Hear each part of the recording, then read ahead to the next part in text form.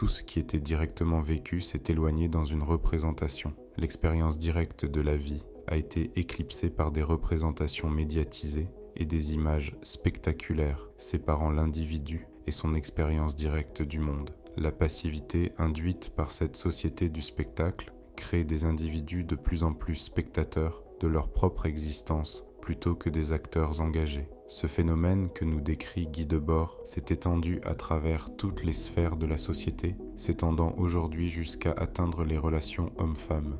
Le chaos est une échelle, il crée des opportunités. La décadence occidentale devient profitable, l'hypersexualisation est un outil, les relations sont manipulées par intérêt économique, la frustration est voulue et la misère peut ainsi être exploitée. On va plonger dans ce nouveau monde proposé par l'industrie de la misère sexuelle. On va étudier les 3 piliers qui composent cette exploitation, en commençant par remettre du contexte historique sur les causes et les origines du phénomène que nous décrivons. Puis nous verrons comment on a exploité cette faille pour faire du business, que ce soit en vendant une solution miracle ou en vendant un palliatif, le tout en provoquant cette frustration pour accroître l'effet des piliers précédents. C'est un peu long donc va falloir s'accrocher.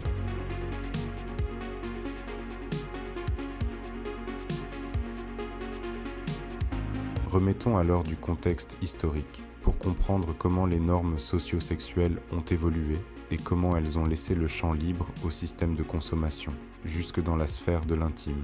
Dans les sociétés paysannes, omniprésentes dans la France pré-industrielle, le mariage revêt une importance cruciale en tant que moyen d'échange économique, permettant la préservation ou l'amélioration du statut socio-économique des familles.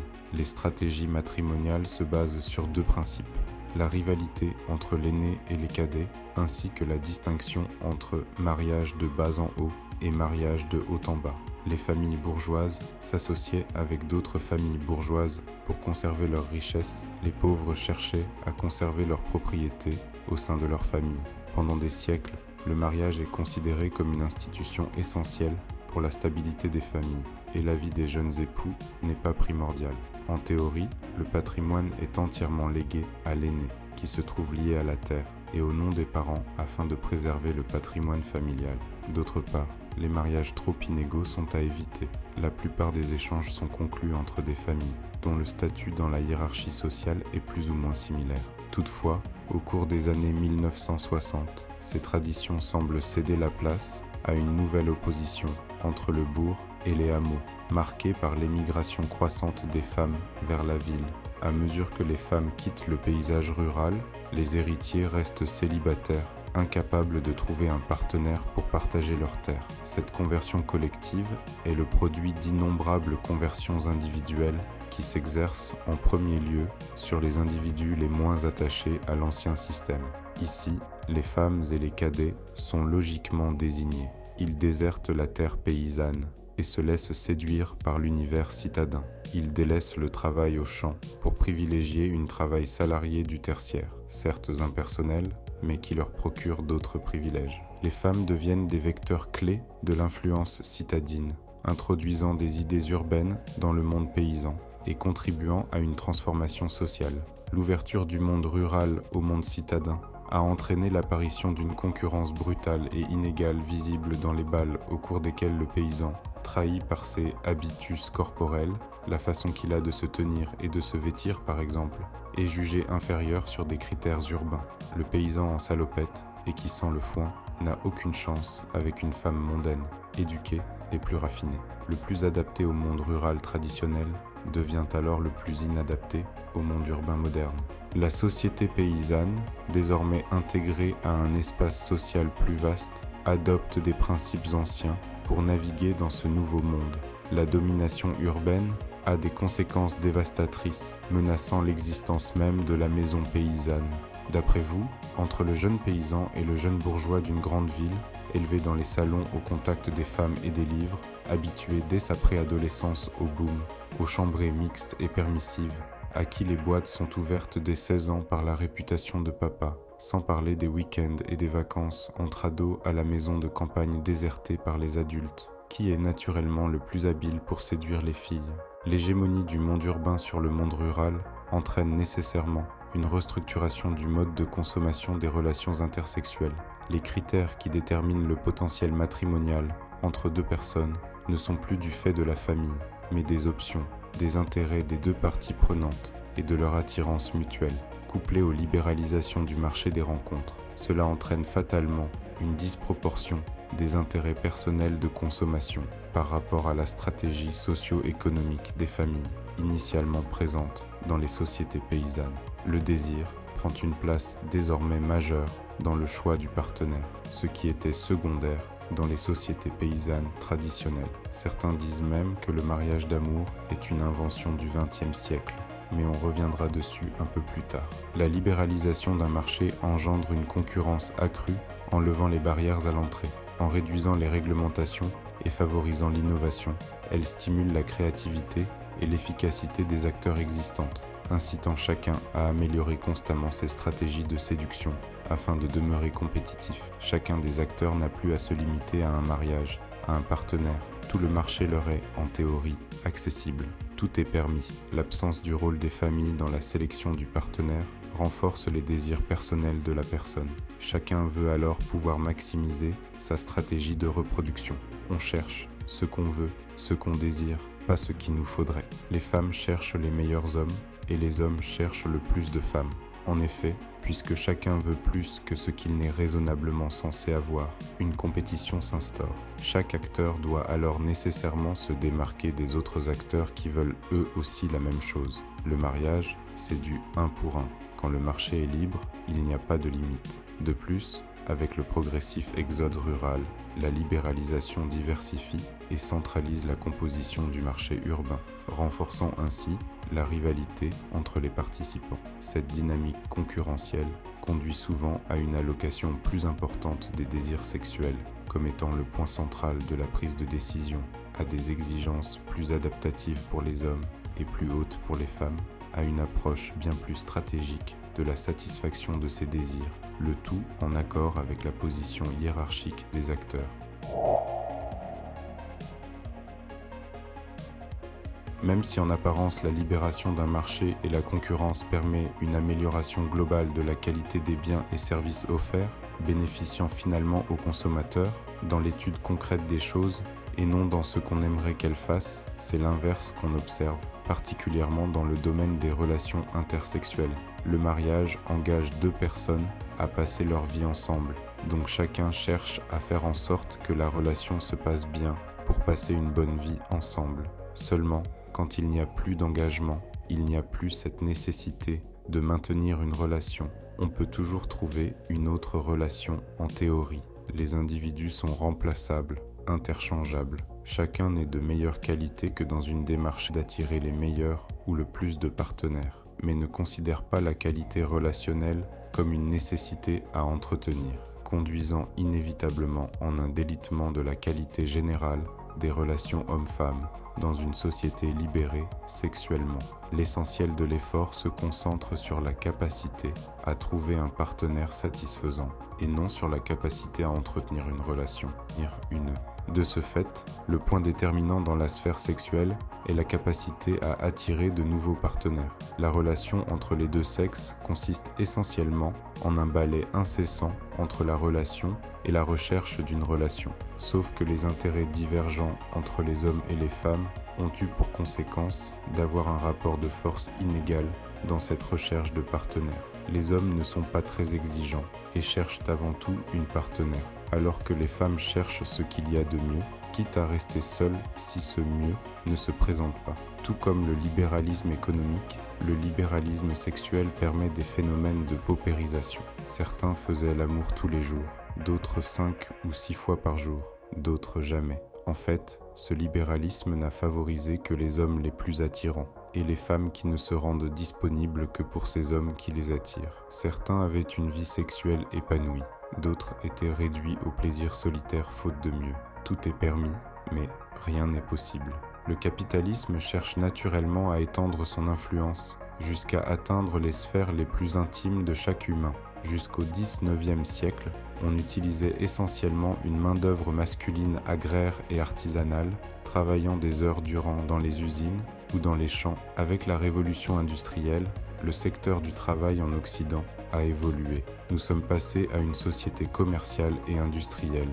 Les machines ont peu à peu remplacé les hommes dans les tâches mécaniques répétitives. Cela a eu pour conséquence de nous faire passer d'une économie primaire à secondaire, puis tertiaire. Le poids du secteur primaire dans l'économie a fortement décliné au cours de la seconde moitié du XXe siècle et ne représente plus que 4,1% des emplois en France, contre 78% des emplois issus du tertiaire. Il a fallu des gens pour entretenir les machines à vapeur qui remplacent les ouvriers, puis il a fallu des commerciaux pour vendre ces machines à d'autres entreprises, puis des ingénieurs pour améliorer la performance de ces machines, pour en vendre plus que la concurrence et à moindre coût. Ajouté au bouleversement de notre production, donc de notre consommation, et des conséquences de cette consommation, il a fallu également se saisir des ressources et de l'épargne des travailleurs. Déjà qu'on contrôle ce qu'ils produisent, il faut aussi contrôler ce qu'ils consomment. Avec l'hégémonie américaine qui s'est implantée en Europe, par le biais du plan Marshall, l'Europe s'est soumise économiquement, puis culturellement, esthétiquement et philosophiquement aux États-Unis. Le plan Marshall consistait à écouler de produits issus de la surproduction américaine pour essuyer la dette des pays d'Europe de l'Ouest qui cherchaient à reconstruire leur pays après la Seconde Guerre mondiale. L'Europe est passée d'une économie de la rareté à une économie de l'abondance. Les travailleurs ne suffisent pas à faire tourner l'économie, on a besoin de consommateurs. Les techniques de vente, les marques, le marketing ont suivi le mouvement. Ainsi, le mode de consommation s'est modifié. D'une consommation basée sur l'utile, le besoin, nous sommes passés à une consommation qui satisfait nos désirs. Avant, on achetait un manteau qui nous durait toute la vie. Aujourd'hui, on achète des choses sans intérêt, qui ne passent pas l'épreuve du temps, que l'on doit racheter compulsivement, encore et encore, pour satisfaire des désirs éphémères, qui disparaissent à partir du moment où celui-ci est satisfait. Plus précisément, les classes supérieures avaient cet avantage par rapport aux classes inférieures de pouvoir jouir des plaisirs de la vie sans avoir à se soucier du contre-coup financier. Les plus aisés financièrement peuvent s'offrir des pièces de haute couture par exemple, alors qu'un travailleur prolétaire dépense son argent dans la satisfaction de ses besoins primaires, avoir un toit, manger, dormir, etc. Certains peuvent se permettre d'être frivoles, d'autres non. Mais avec l'arrivée du rêve américain dans les foyers européens, nous avons été exposés à un nouveau dogme de consommation. L'épargne et le sérieux ne sont plus des vertus, mais c'est la dépense excessive, copiée sur les modèles de réussite, qui marquent les esprits.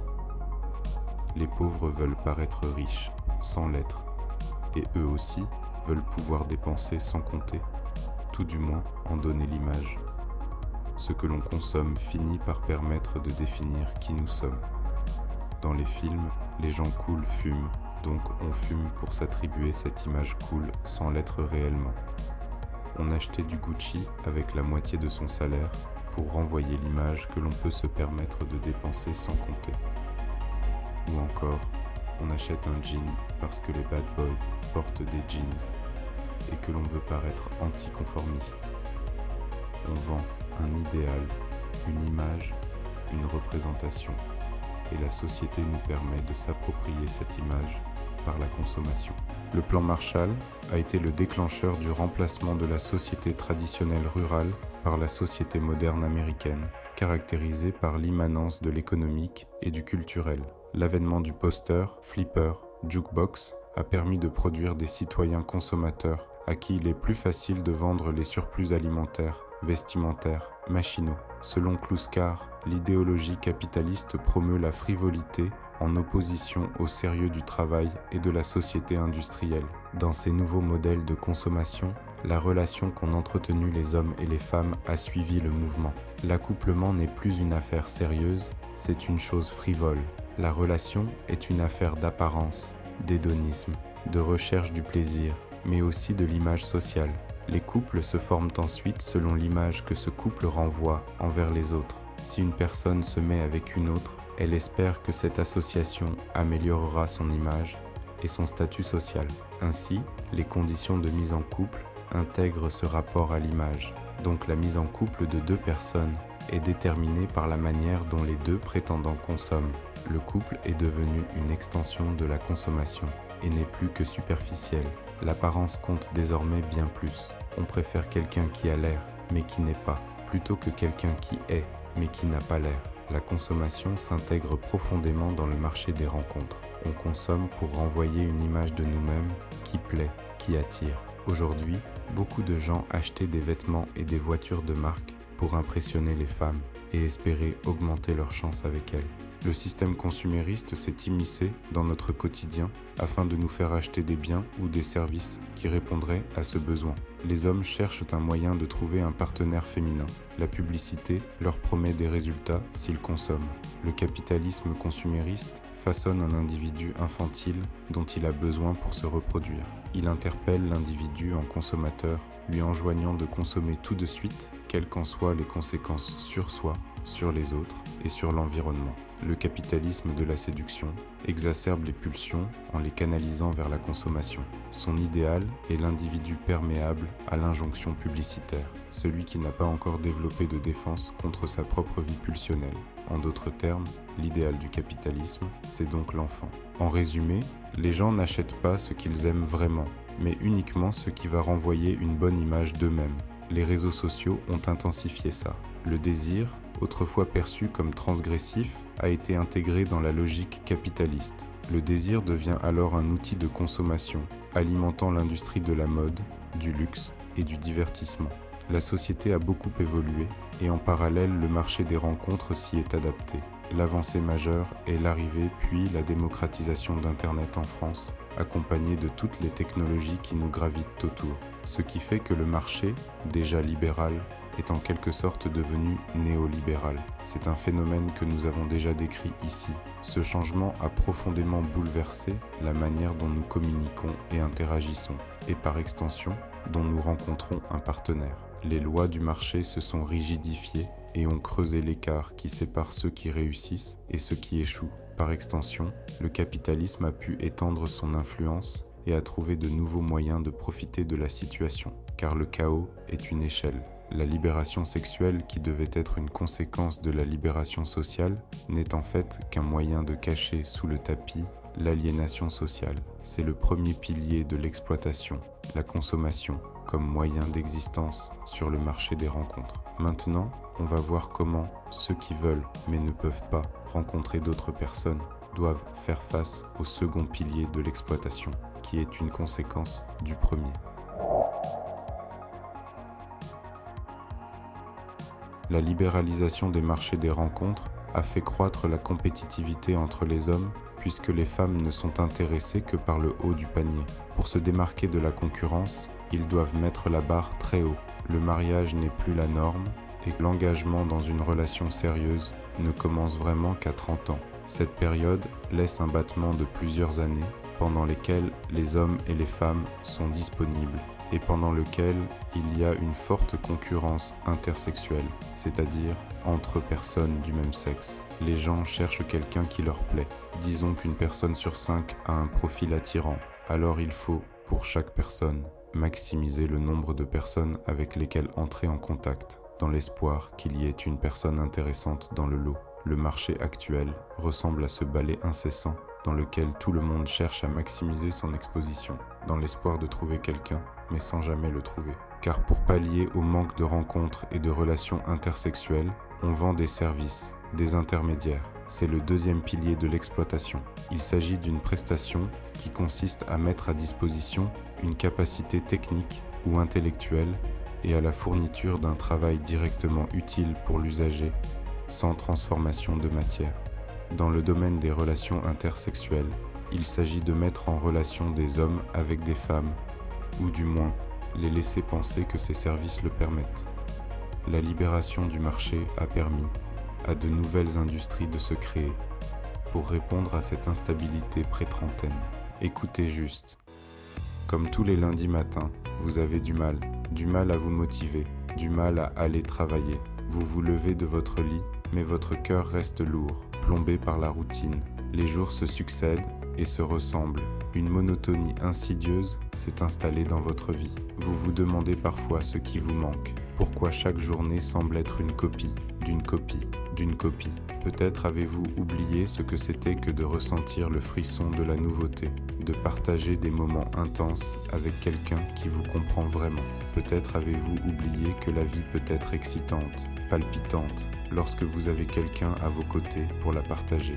Imaginez un instant, une connexion instantanée, un regard échangé, un sourire qui vous fait fondre. C'est cela que vous pouvez retrouver. Une simple application peut vous ouvrir les portes vers de nouvelles rencontres, vers de nouvelles expériences. Il vous suffit d'un geste, d'un clic pour briser la routine, pour insuffler un vent de fraîcheur dans votre vie. Parce que nous savons que parfois, un simple bonjour peut changer votre journée. Parce que nous croyons en la magie des rencontres, en la puissance des liens qui se tissent entre deux personnes. Laissez-vous tenter, car qui sait, peut-être que votre prochaine rencontre sera celle qui changera votre vie.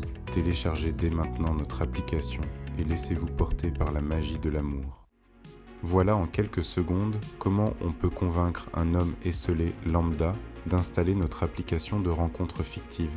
Ce spot publicitaire est là pour vendre du rêve et promet que le service présenté pourra y répondre.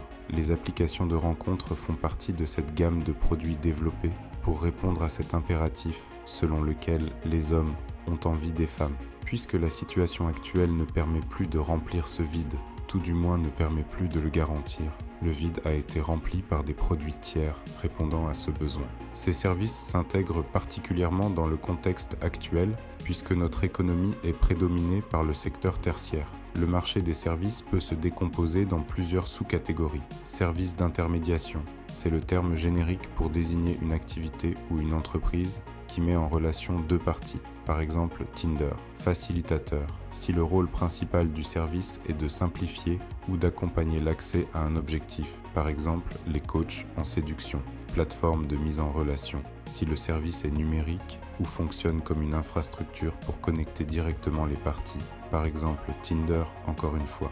Pour donner un exemple récent, on a Thaïs Descuffon, qui sait parfaitement qu'elle a plein de mecs qui n'en peuvent plus d'être célibataires qui la suivent, qui a décidé de sortir une formation et un e-book. Elle sait qu'elle peut leur vendre n'importe quoi. Elle joue la femme traditionnelle, à contre-courant, avec des idées qui séduisent. Donc il y aura tout un tas de mecs désespérés et un peu séduits par Thaïs, qui vont se jeter sur son livre, même s'il ne vaut rien. Au départ de tout désir de femme, il n'y a pas domination, exploitation, mais fragilité et manque. Les hommes se sont soumis à la nécessité d'accroître leur contact avec les femmes et de maximiser leur valeur. Le marché des services de rencontre vient se positionner ici, car quand il y a un besoin, il y a un produit ou un service qui peut y répondre, donc de générer une plus-value. Les nouveaux moyens de communication avaient pour objectif initial de faciliter des échanges pénibles à faire. Mais ce désir de facilité s'est étendu à tous les moyens d'échange. Autrefois optionnels, ils sont devenus avec le temps nécessaires pour des raisons de simplicité. Par exemple, le téléphone portable était un avantage compétitif dans le monde professionnel, permettant de contacter et d'être contacté à tout moment. Mais il est aujourd'hui obligatoire et s'en séparer est une faute, un handicap, voire un suicide professionnel. Dans le monde des rencontres entre les hommes et les femmes, il y a des interactions. Ces interactions ont évolué avec l'apparition des nouvelles technologies et inévitablement, les entreprises se sont positionnées pour réserver cette place de marché. En d'autres termes, à partir du moment où l'on a compris qu'Internet et les téléphones portables allaient jouer un rôle important dans les relations humaines, et plus particulièrement dans les relations intersexuelles, des entreprises ont répondu à ce besoin en proposant un service. Leur but est donc de fournir un service de communication centralisé entre deux clients, puis de recevoir une rémunération en échange de leur mise en relation. La réponse est simple. Un homme célibataire, c'est un homme qui dépense. Ce système cherche la rentabilité, pas à rendre les gens heureux. Les entreprises cherchant à maximiser leurs profits, ils portent un intérêt particulier à cette partie de la population et ne seront pas contre un élargissement de cette clientèle. Et l'État, par le biais des impôts et des taxes, y voit également un intérêt. Ils ont plus d'intérêt à avoir une population d'hommes seuls que de couples mariés qui n'a besoin de rien. De manière générale, les femmes et les hommes de haute valeur aussi vont beaucoup consommer, que ce soit dans les bars, les restaurants, les vêtements, le logement. 2 personnes seules dépensent plus qu'un couple sans enfants. Économiquement, il vaut donc mieux que les gens soient seuls dans leur jeunesse, c'est ce qui rapporte le plus. Entre 2014 et 2015, Tinder célébrait le Summer of Love sur leur page Instagram avec des photos de couples mariés rencontrés sur l'application. C'était un argument pour montrer que l'on peut construire des relations sérieuses et long terme grâce à Tinder et ainsi démocratiser son utilisation. Les chargés du marketing de chez Tinder voulaient se donner l'image d'une application qui créait des couples, des mariages et des bébés. Ils voulaient faire naître dans l'esprit de leurs clients. Si c'est arrivé à eux, pourquoi pas moi? Mais ils ont très vite compris que des gens mariés avec des enfants n'utilisent pas Tinder. Ce n'est pas leur cible. Les gens utilisant Tinder, mais une fois en couple, les gens n'utilisent plus Tinder et désinstallent l'application. L'entreprise a besoin que les gens restent pour pouvoir vendre leurs données personnelles, vendre des abonnements payants et leur diffuser des publicités. Leur but est bien de conserver leurs utilisateurs et non pas qu'ils se marient. Il leur faut des célibataires et des célibataires qui reviennent sur l'application sans chercher de relations sérieuses. Ainsi, ils remplacent amour par liberté dans la communication et encouragent la promiscuité sexuelle et les relations passagères. Tinder est conçu pour que vous reveniez, pas pour que vous trouviez l'amour. Depuis, Tinder est devenu l'application la plus rentable devant Netflix, avec un revenu dépassant les 2 milliards de dollars en 2019. Il y a de plus en plus d'inscrits et près de 4 millions d'utilisateurs ayant un abonnement payant. De plus, en 2020, le chiffre d'affaires a enregistré une hausse de 15% et une augmentation du nombre d'utilisateurs. Pour eux, le marché se porte très bien. Aujourd'hui, les applications de rencontres sont puissantes et peuvent influencer les décisions gouvernementales. Le propriétaire de Tinder, Match Group, a dépensé plus de 1 700 000 $ en lobbying au cours de l'année 2023. Chaque année, ce chiffre augmente depuis 2020. Leur action vise essentiellement à libéraliser le marché des applications et de défaire le monopole des App Store d'Apple et de Google pour minimiser le pourcentage de revenus que ces applications doivent leur payer, mais par le corollaire de mettre en second plan la sécurité et le traitement des informations personnelles des utilisateurs. Leur but étant le profit, et ils n'hésitent pas à influencer les lois pour ça. On peut utiliser aussi ce désir pour des raisons économiques, mais aussi idéologiques. Par exemple, l'armée israélienne diffuse souvent des vidéos sur les réseaux sociaux, mettant en scène des jeunes femmes soldats. Dans ces vidéos, elles font du playback ou des courts sketchs humoristiques. Le but est de donner une bonne image par le biais de ces jolies jeunes femmes et d'attirer la sympathie des hommes, voire d'en recruter. L'armée israélienne n'est pas la seule armée à faire ça, mais c'est la seule, à ma connaissance, qui le fait avec une telle proportion et de manière ostentatoire. Ils ont l'habitude de la propagande et les voir utiliser leurs soldats comme des objets de désir n'est pas étonnant. Lorsque l'on compare les motivations pour s'engager dans l'armée entre le passé et le présent, cela semble plutôt amusant. Ce système vise à exploiter au maximum les désirs des uns et des autres. Une stratégie complémentaire est donc de renforcer, voire de créer des désirs. Le libéralisme leur inculque le désir de consommer toujours plus, sans se soucier des effets de cette consommation sur l'environnement, sur autrui et sur eux-mêmes. Ce système s'oppose aux tentatives de l'individu de contrôler ses désirs, et son défi est de stimuler de manière significative la consommation des populations qui bénéficiaient déjà d'une consommation relativement élevée. On peut toujours se demander pourquoi tant d'hommes continuent de dépenser de l'argent, du temps et de l'énergie sans même avoir un retour sur investissement. C'est parce qu'ils sont dopés à l'espoir qu'un jour, ils trouveront la perle rare, que ça arrivera le jour où ils s'y attendent le moins, qu'une de perdue, c'est 10 de retrouvée. Le système opère de manière défensive en proposant des services de rencontres intersexuelles, mais aussi offensive en créant et stimulant le désir. En plus de la frustration actuelle, il faut la maintenir, voire la renforcer. La frustration est voulue et alimentée. Les injonctions au bonheur foisonnent dans notre environnement. On les retrouve en abondance sur les réseaux sociaux, dans la littérature, dans les films, les séries et la télé. Et pour cause, c'est une invention du libéralisme pour son propre bien. On peut souligner le côté culpabilisant de ces injonctions. Toutes ces petites choses apparemment anodines et positives constituent en réalité une double peine pour la personne qui les lit. Non seulement elle souffre, mais elle culpabilise en se disant qu'elle ne doit son malheur qu'à elle-même. En fait, l'idée même d'amour a un sens historique. Il a un sens aujourd'hui, un autre le siècle précédent, et encore un autre il y a 2 siècles. Et comme mentionné au début, le XXe siècle a vu l'apparition du mariage d'amour. Aujourd'hui, on base une telle décision sur un sentiment, celui de l'amour. C'est fragile, changeant et instable, puisque les décisions émotionnelles sont rarement de bonnes décisions. On continue malgré tout à y croire parce qu'on y associe tout un fantasme, véhiculé par Hollywood, qu'on est tous destinés à rencontrer l'âme sœur, qui se trouve quelque part, qui nous attend et qui va combler toutes nos attentes. Mais c'est faux, et on apprend lentement cette vérité. Il y a une confusion entre le couple comme alliance dans la durée, pour les enfants, la survie, et le couple passion, une confusion entre l'aventure passionnelle et le sérieux de la conjugalité. À l'injonction au bonheur et à l'amour, c'est également additionné, avec une limite floue, une injonction au sexe, c'est l'hypersexualisation. L'évocation et la suggestion sexuelle et du corps dénudé dans les espaces publics sont en pleine croissance. L'hypersexualisation expose à un public large les comportements à caractère sexuel, normalement exposés dans un but de reproduction. Cette exposition dans les médias et les publicités vient encourager la sexualité et surtout le désir sexuel, car certains médias cherchent à influencer la population. L'objectif médiatique dans cette visée est de type économique. Les médias contenant des caractères sexuels prennent différentes formes et permettent ainsi d'attirer le consommateur.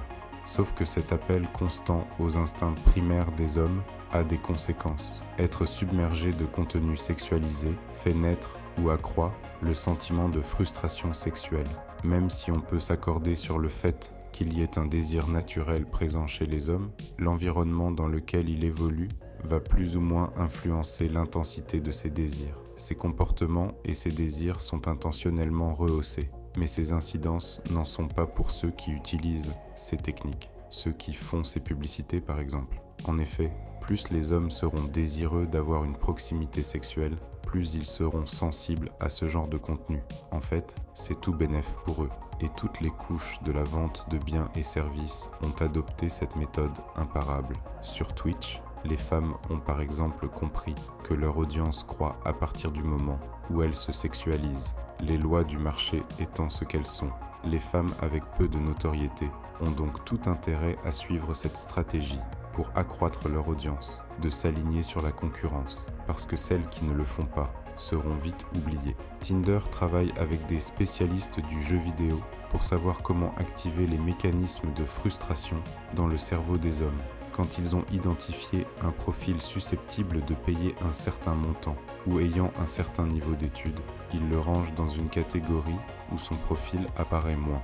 Une fois qu'il achète l'option, son profil est, selon son niveau d'attractivité, soit montré normalement, soit montré beaucoup plus. Détail Jean Meyer, PDG de l'application Once. On comprend bien qu'il y a un intérêt économique à avoir une population frustrée sexuellement et qui cherche constamment ou non à réduire leur peine en consommant.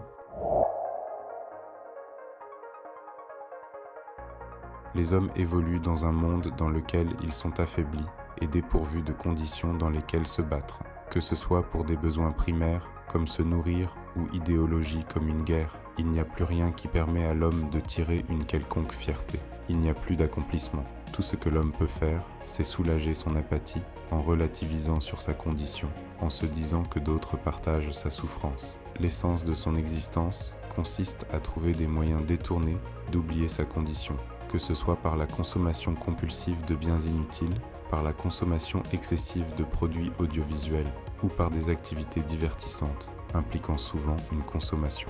Les hommes qui entrent dans la vie adulte ressentent nécessairement ce vide. Leur situation scolaire et professionnelle actuelle ne correspond pas à l'image qu'ils s'étaient faite autrefois de leur vie future. Ces ambitions sont bridées sa créativité ignorée et sa personnalité oubliée. S'il ne peut pas réussir dans ces domaines, peut-être qu'il le peut dans le domaine sentimental, aimer et être aimé. N'y a-t-il pas, a priori, de moyens plus efficaces de soulager une existence misérable? Le couple est une structure qui peut canaliser le désir. C'est une échappatoire potentielle à la logique consumériste, bien qu'il y ait aussi des contraintes et des tensions internes. Le couple offre une stabilité, mais il est souvent menacé par les nouveaux enjeux liés à la sexualité et à la reproduction.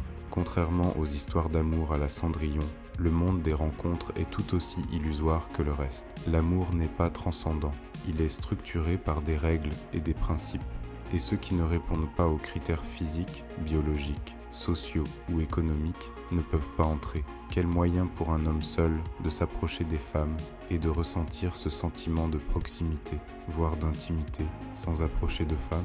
Il faudra alors se contenter des représentations de femmes.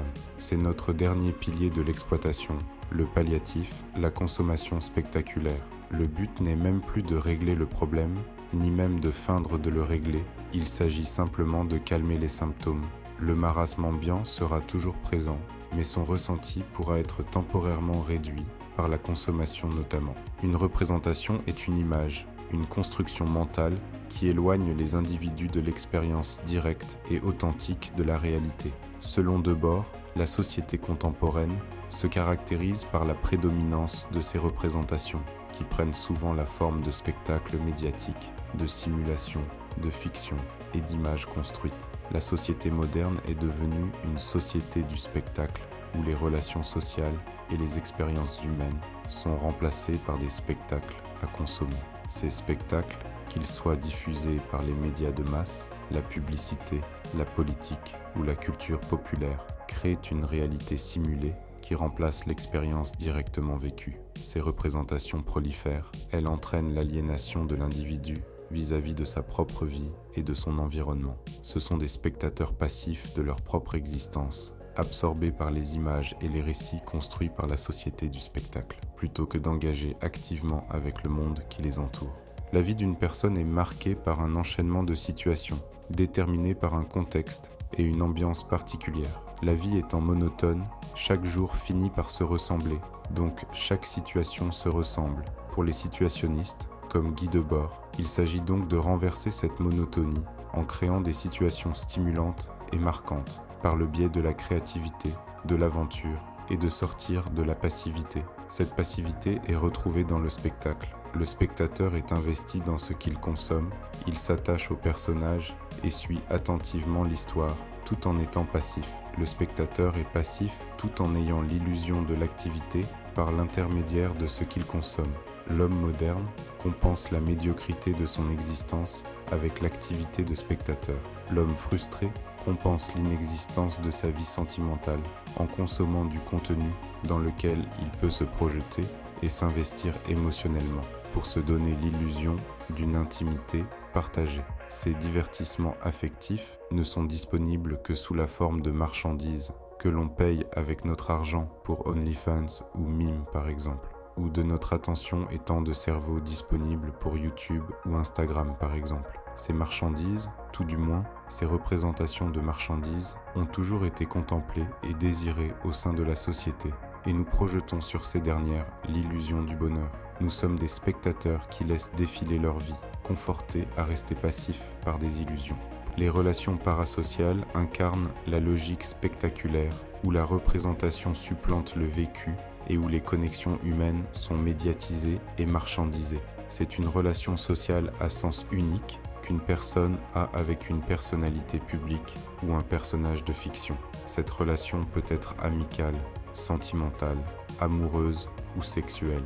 Le spectateur a l'impression d'avoir une connexion personnelle avec une personnalité médiatique, que ce soit avec une streameuse sur Twitch avec laquelle on peut parler en direct, la voir réagir aux dons, une influenceuse d'OnlyFans ou d'Instagram, alors que cette intimité est purement illusoire.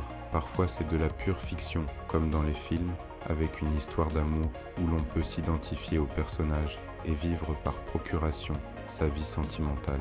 Et parfois ce sont des vidéos ASMR, où on simule l'intimité, la relation amoureuse, pour oublier sa vie médiocre. Il y a carrément des vidéos dans lesquelles la fille joue une fille qui flirte avec le spectateur en vue à la première personne pour maximiser l'immersion. Le spectateur consomme le contenu sans réciprocité, devenant ainsi un spectateur passif qui consomme. Sur des plateformes comme OnlyFans ou Twitch, l'intimité simulée devient un produit commercialisable. Les abonnements, dons, pourboires, le temps de cerveau disponible et les contenus sponsorisés transforment une interaction supposément personnelle en une transaction économique. Ces personnes médiatiques, ces influenceurs, ne sont pas vos amis, ne sont plus des personnes réelles, mais des marques ou des personnages de spectacle, des acteurs qui divertissent un public. Les influenceurs tentent malgré tout de cultiver une image accessible, souvent en interagissant directement avec leur audience, mais dans un cadre où la communication est limitée par les outils de diffusion et toujours encadrée par des objectifs financiers. Chacun reste à sa place. En consommant ces relations médiatisées, l'individu renforce son isolement, remplaçant des interactions humaines authentiques par des simulacres soigneusement orchestrés. Cette industrie capitalise sur le manque, l'envie, la solitude et la frustration, entretenant un cycle où les spectateurs consomment toujours plus pour se rapprocher d'un idéal inatteignable. Une nouvelle mode chez les vendeurs de formation, c'est ce qu'on appelle l'OFM, l'OnlyFans Management. On est passé par le trading, les vidéos motivation, le dropshipping et aujourd'hui c'est l'OFM. Cette nouvelle ruée vers l'or est le fait d'engager des femmes plus ou moins populaires sur Instagram, leur proposer de faire un compte sur OnlyFans et de gérer la communication, les messages privés, les contenus à poster, en échange d'une partie des revenus générés. Ces femmes ont juste à faire des photos, et les managers s'occupent de tout le reste. La ressource à exploiter est les hommes qui payent pour ces photos, et pour échanger des messages avec ces femmes, alors qu'il s'agit d'hommes derrière ces comptes. Ces hommes croient qu'ils entretiennent une relation privilégiée et intime avec ces Instagrammeuses, alors que ce sont les managers derrière les messages. L'objectif étant la rentabilité, ils les font s'investir dans la relation afin qu'ils gardent leur abonnement et qu'ils demandent des photos personnalisées en échange d'argent. Des hommes croient entretenir une relation virtuelle alors qu'ils ne sont que des vaches à lait et que ces femmes n'ont certainement jamais entendu parler d'eux. De toutes les représentations citées précédemment, la pornographie est certainement l'instrument le plus puissant pour capitaliser sur la frustration et le désir, car il touche directement et profondément les systèmes de récompense dopaminergiques. Vous le savez, c'est très dur de séduire une fille, de la faire rêver, surtout quand on n'a rien d'autre à offrir qu'une misère qui est déjà la sienne. L'homme ordinaire rejeté par les femmes et inexpérimenté se tournera vers la pornographie pour pallier ses désirs sexuels. Il consomme pour avoir une vie sexuelle. C'est à travers cette industrie qu'il découvre le corps d'une femme, qu'il découvre la sexualité et l'intimité. Des expériences qui étaient autrefois vécues directement entre un homme et une femme. Mais la pornographie a complètement supplanté cette étape de la construction socio-sexuelle de l'individu. Dans l'interview d'une femme qui fait du contenu sur OnlyFans, on peut lire ça. Lorsque je regarde mes analyses, le public principal se situe dans la tranche d'âge des 18 à 30 ans, principalement des hommes. Le spectateur type recherche une forme de soin, d'attention, de plaisir sexuel. Il y a des gens qui sont seuls, qui n'ont pas eu de relation depuis des années. La petite amie virtuelle est utile pour les personnes qui n'ont jamais eu de petites amies, mais aussi pour celles qui essaient de se remettre de la perte d'une petite amie ou d'une épouse. Ces représentations contribuent à idéaliser la relation dans l'esprit des hommes, sans expérience, qui, au fil des visionnages, ne leur font que ressentir de plus en plus de frustration vis-à-vis de leur inexpérience. Ils devront augmenter les doses et la sensation que ces représentations leur procurent pour calmer leurs désirs. Cette société du spectacle ne fait que creuser le gouffre entre l'individu et ce qu'il désire. Le contexte actuel crée de la solitude et les gens ressentent cette solitude dans leur quotidien. Ils recherchent alors activement une solution pour pallier ce problème. Mais tout ce qu'ils trouvent, ce sont des vendeurs de rêves et des vendeurs de formation. La frustration générée par ce manque de résultats concrets conduit l'individu à se tourner vers des solutions superficielles pour noyer sa peine, mais ne font que la rendre plus forte. Ces palliatifs ne font que le rendre plus seul, plus dépendant et surtout plus aliéné. Voilà quels sont les 3 piliers de l'exploitation sexuelle. La boucle est bouclée. La société de consommation et le libéralisme nous ont fait croire qu'il permettrait de donner une chance à tout le monde et que chacun pourrait accéder à ce qu'il désire. Dans les pubs, les films ou les livres, l'amour est bien souvent un facteur omniprésent qui emplit de bonheur quiconque est touché par la grâce de Cupidon. Mais dans la réalité, on est plus proche du dernier roman de Houellebecq. La Black Pill n'est pas de penser mériter une femme, c'est de comprendre que la promesse d'accès à ses rêves par la société consumériste était basée sur un mensonge. Les gens qui ont pris la pilule noire sont conscients d'avoir été trompés et comprennent que ce qu'ils désirent ne sera jamais réalité. Ceux qui pensaient légitimement pouvoir avoir une petite copine ou qui en auraient eu une dans un contexte plus favorable et avec une génétique différente ne pourront, dans ce monde, que se contenter de ces représentations d'une copine, cet ersatz de relations amoureuses, un palliatif sentimental, un divertissement comme vie sexuelle et amoureuse. Ce type de contenu n'est en rien une solution, seulement un palliatif. Il annule les symptômes d'une situation grave, mais que temporairement, et n'en résout pas la cause initiale. Il maintient le consommateur dans une sorte de dépendance afin de l'inciter à poursuivre sa consommation, ses antidouleurs.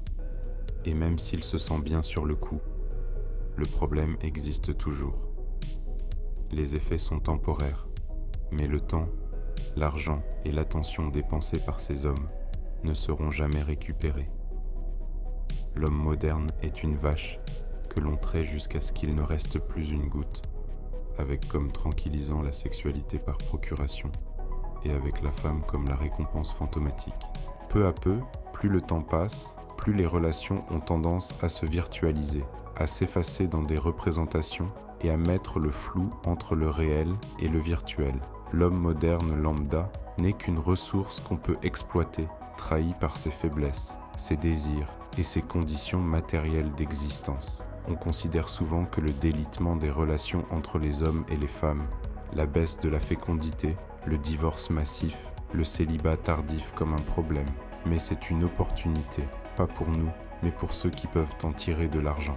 Donc il ne faut pas s'attendre à ce que les choses se rétablissent naturellement, puisque le chemin de moindre résistance du système moderne profite de cette situation. En biologie du comportement, on parle de piège écologique pour désigner une situation dans laquelle une modification humaine de l'environnement conduit certains organismes à être irrésistiblement attirés par un habitat de qualité médiocre à mauvaise et à ne pas pouvoir le quitter, même si cela met l'individu ou l'espèce en péril. On a l'exemple de ces insectes qui sont attirés par les éclairages publics, piégés à l'intérieur et finissent par y mourir. Ces industries qui exploitent la solitude piègent les individus dans ces systèmes de divertissement et de consommation passive finissent par ressembler à ces pièges écologiques. Petit à petit, ces industries qui se construisent sur notre misère seront ancrées dans notre quotidien, à un tel point que nous serons déroutés à partir du moment où nous devons faire sans. De génération en génération, nous délaissons petit à petit les interactions intersexuelles directes et traditionnelles au profit de moyens centralisés et aux palliatifs appartenant à des entreprises. La place consacrée aux relations de substitution et aux palliatifs sentimentaux sera encore plus importante dans l'économie à l'avenir. Avec l'avènement de l'intelligence artificielle et de sa démocratisation, les moyens de générer des visuels, des histoires, des personnes virtuelles pourra se faire et se fait déjà sans difficulté. Au Japon par exemple, il existe les poupées sexuelles. On pourra imaginer une extension de ce principe dans le monde virtuel où chacun pourra se créer sa petite amie parfaite pour intégrer des fonctionnalités, fera des mises à jour avec un abonnement mensuel. Le problème étant la crédulité des utilisateurs qui pourrait poser problème. Les gens pourraient même copier les caractéristiques physiques et comportementales d'une célébrité, d'un personnage de fiction ou même d'un proche disparu. Pour la même raison que les gens seuls ne vont pas souvent voir des prostituées, les gens pourront avoir un blocage avec les petites amies virtuelles parce que ces relations ne sont pas authentiques. C'est pourquoi il faut créer un flou entre le réel et le virtuel. Tout à l'heure, on parlait d'OFM, Mais aujourd'hui, il y a l'OFM IA. C'est le même principe, sauf que les femmes influenceuses sont virtuelles et entièrement générées par IA. Pour ceux qui gèrent ce genre de business, c'est une part des revenus en moins à donner à quelqu'un et surtout une disponibilité 24 heures sur 24. Il n'y aura plus rien que la matière puisse limiter, mais ce ne sont que les prémices de ce que l'avenir nous réserve. En biologie de la conservation, on utilise l'expression d'amnésie écologique pour désigner le phénomène selon lequel la biodiversité se dégrade, mais chaque génération considère comme point de référence initial d'un écosystème celui qu'il a connu depuis sa naissance. Par exemple, les dernières générations ne connaîtront pas le phénomène des insectes écrasés sur les pare-brises. Le référentiel bouge en permanence. Chaque génération accepte ainsi des situations de plus en plus dégradées. Ce qui peut paraître aberrant pour nous est tout à fait normal pour la génération suivante, et ce qui était normal nous était en fait aberrant pour la génération précédente. En fait, on observe cette même amnésie dans la dégradation, dans notre rapport à l'intimité, au couple et à la reproduction à cause des nouvelles technologies. La situation se dégrade progressivement et on accepte de plus en plus des conditions de vie déplorables et misérables. Pour les enfants d'aujourd'hui, l'état normal du monde est celui de leur naissance. C'est, par conséquent, leur point de référence et celui qu'ils vont considérer comme normal et non un point de référence antérieur qu'ils n'ont pas connu, pourtant bien plus sain.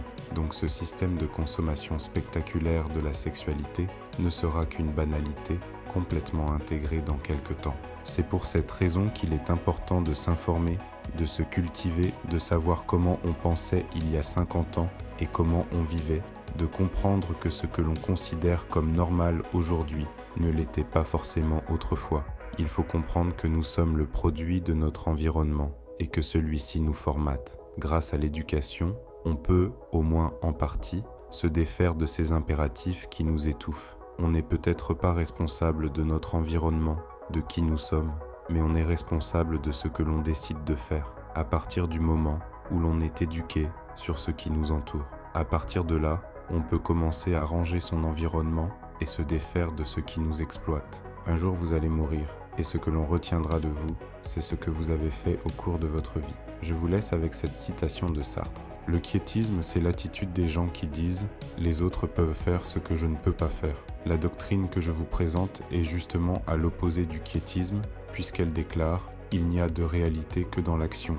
Elle va plus loin d'ailleurs, puisqu'elle ajoute « l'homme n'est rien d'autre que son projet ». Il n'existe que dans la mesure où il se réalise. Il n'est donc rien d'autre que l'ensemble de ses actes, rien d'autre que sa vie. D'après ceci, nous pouvons comprendre pourquoi notre doctrine fait horreur à un certain nombre de gens. Car souvent, ils n'ont qu'une seule manière de supporter leur misère, c'est de penser « les circonstances ont été contre moi, je valais beaucoup mieux que ce que j'ai été ».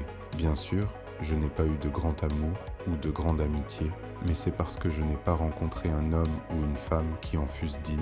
Je n'ai pas écrit de très bons livres, c'est parce que je n'ai pas eu de loisirs pour le faire. Je n'ai pas eu d'enfant à qui me dévouer, c'est parce que je n'ai pas trouvé l'homme avec lequel j'aurais pu faire ma vie. Sont restés donc, chez moi, inemployés et entièrement viables une foule de dispositions, d'inclinations, de possibilités qui me donnent une valeur que la simple série de mes actes ne permet pas d'inférer. Or, en réalité, pour l'existentialiste, il n'y a pas d'amour autre que celui qui se construit. Il n'y a pas de possibilité d'amour autre que celle qui se manifeste dans un amour. Il n'y a pas de génie autre que celui qui s'exprime dans des œuvres d'art. Le génie de Proust, c'est la totalité des œuvres de Proust. Le génie de Racine, c'est la série de ses tragédies.